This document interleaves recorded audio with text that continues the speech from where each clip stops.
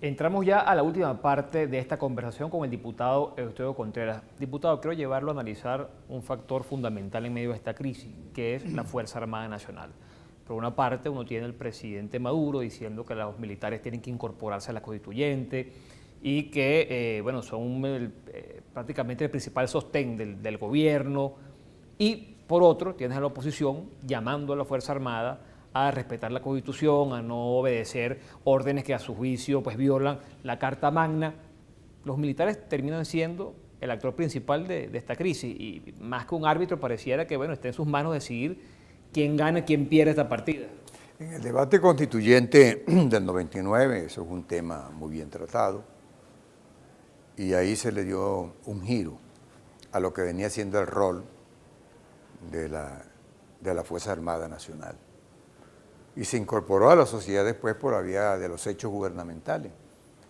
De tal manera que siendo un hecho histórico novedoso, yo creo que ese es parte de los aspectos que hay que discutir en lo que te decía ahorita, hacer una caracterización, una reinterpretación de la sociedad venezolana, de todos sus actores, y yo creo que hay que evaluar si el rol que en los últimos 18 años le ha correspondido a la Fuerza Armada Nacional en sus diferentes componentes, en su inserción como órgano de Estado, es conveniente o no para la República. Yo no tengo elementos por ahora para decir que es conveniente mantener el rol que tiene o que recobre un poco el rol que tradicionalmente tenía, de estar en los cuarteles formándose, obedeciéndole nada más que a la Constitución y no a las parcialidades políticas. Porque es muy difícil, ¿no? La Constitución, y esto es sano lo que voy a decir, sumamente sano, como constituyente. Porque hay un principio constitucional fundamental que obliga a los militares a obedecer solo al mandato de la Constitución. Pero cuando tú traes un militar y lo metes en el ejercicio de la dirección política, o colocas un militar en situación activa en una estructura administrativa de menor jerarquía, obligatoriamente tiene que obedecer. Y puede salirse esa debida obediencia administrativa, podría no coincidir con el mandato constitucional de lo que debe ser su rol frente a la política. De tal manera que es un hecho nuevo. Yo por de pronto creo que la sociedad más bien, yo he visto muchas críticas, y tal vez por lo nuevo, yo creo que la sociedad tiene que agradecerle más bien al concurso que en actividades civiles han tenido los militares. Esos son nuestros militares, es nuestro ejército, nuestra Guardia Nacional, nuestra Marina, etc. Entonces yo creo que hay que verla con un poco de cuidado y pienso que la oposición debería ser más cuidadosa en la manera retadora que viene siendo hasta ahora de indicarle a la Fuerza Armada qué es lo que debe hacer. Y yo creo que nosotros del gobierno también tenemos que hacer nuestras propias reflexiones. Al fin y al cabo, hay una conflictividad muy grande en el país. Yo creo que a las Fuerzas Armadas hay que darle un voto de confianza.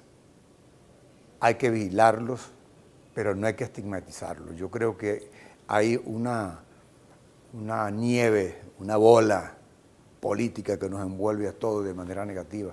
Y sobre todo en este país, y esta parte quiero repetirla, donde la polarización radical y la falta de la política en la vida pública ha traído como consecuencia que nadie le reconoce nada bueno a nadie. Hay que tener mucho cuidado. Este país tiene que caminar hacia la reconciliación, hacia la convivencia en paz y a crear las condiciones para la gobernabilidad democrática en definitivo. Ahora, usted en 2 ocasiones ha dicho falta de política. Si no hay política, hay violencia.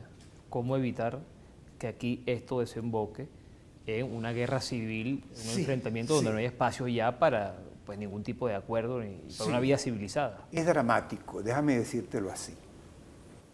Yo creo que más bien, tal vez por lo bondadoso de este país y la condición humana muy arraigada en el venezolano, no hemos llegado a mayores. Podríamos estar peor en materia de derechos humanos, de pérdida de vidas y de confrontación violenta. Porque, número uno, todo el país coincide en que hay una profunda crisis económica, social, moral y política. todo el mundo coincide en que las vías convencionales a través del diálogo para llegar a acuerdos y entendimiento pareciera ser que están negadas por ahora. En tercer lugar, una crisis de ese tamaño que no encuentre salida por acuerdo de los actores fundamentales del país. ¿Qué le queda? La vía institucional. ¿Y cuál es la realidad institucional del país? Hay un principio constitucional que obliga a la separación de poderes y a la coexistencia de sus titulares en la gestión del Estado. ¿Y qué es lo que ocurre? Aquí los titulares del poder público no se pueden ver unos con otros, como que si esto es un problema personal. Los hombres y las mujeres que tienen responsabilidad de Estado, aunque se odien en lo personal, tienen que comunicarse en función de los altos intereses del Estado y de la República. Es la misión que están cumpliendo. Entonces yo creo que, bueno, una Asamblea Nacional que no se puede ver con el Ejecutivo Nacional, una vida del Poder Judicial que no se puede ver con la Asamblea, y ya con choques internos inclusive entre funcionarios del mismo poder moral, y un Consejo Nacional Electoral pues que no le merece respeto y consideración a nadie. Eso es muy triste. Y yo doy fe que no es un problema del profesionalismo y de la ética profesional de estos señores, sino que cuando hay una crisis institucional como esta, una descomposición política como esta, nadie queda salvo de esta situación. Tú no puedes ser eficaz en un país donde lo que está al orden del día es el descrédito, es la desconfianza mutua, y yo creo que frente a eso tenemos que reaccionar. Entonces, ¿qué es lo que nos queda?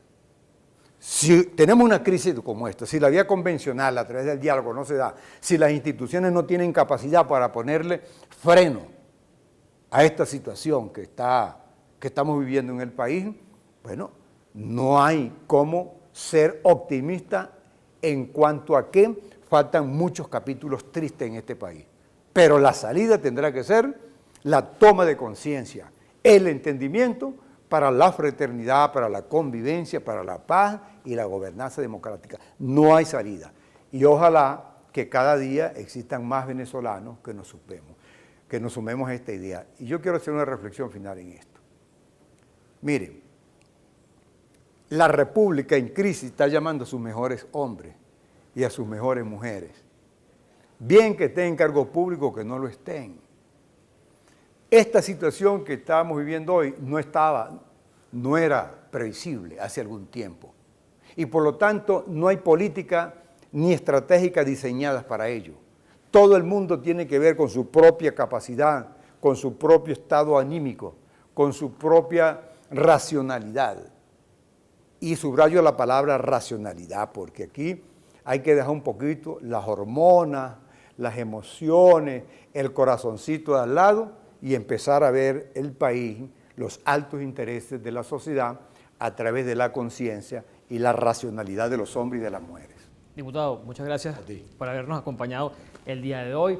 Con ustedes será hasta la próxima oportunidad. Aquí Entiende la Palabra, diputado.